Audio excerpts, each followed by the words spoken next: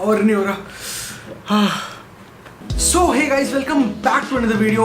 और आज बस मैं आपके 2 मिनट लेने वाला हूँ। ऑलरेडी चल ही रहे तो बस 2 मिनट से ज़्यादा होगा नहीं, पर मतलब अगर इनकेस हो भी जाता है तो कोई बात नहीं, क्योंकि आज मैं बस इतना कहना चाहता हूँ कि मैं आ गया हूँ बैक टू यूट्यूब। पर इस बार मैं लिख के आ रहा हूँ, मतलब मैं लेके आ रहा हूँ साथ में वीडियोस। अगर आपको रीजन जानना है कि क्यों, क्या, कैसे, कब, इतनी देर कौन लेता है भाई, मतलब हद हो गई।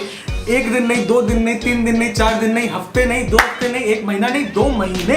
और मैं सच बोल रहा हूँ, मैंने ना पहले भी ये वीडियो बनाई थी ये बोलने के लिए कि ये ऐसे से हुआ है मेरे साथ। मैं हालत में नहीं हूँ।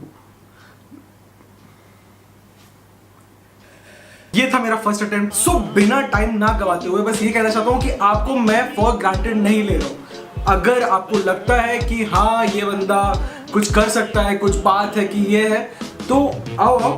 सो मैं विस्तार से, प्यार से और बहुत ही इजहार से बताऊंगा क्या। सो स्टे ट्यून्ड, क्योंकि इतनी खुशी, इतनी शांति, ट्राइपॉड है, ये है, मौसम है, समय है, दस्तूर है, सब है।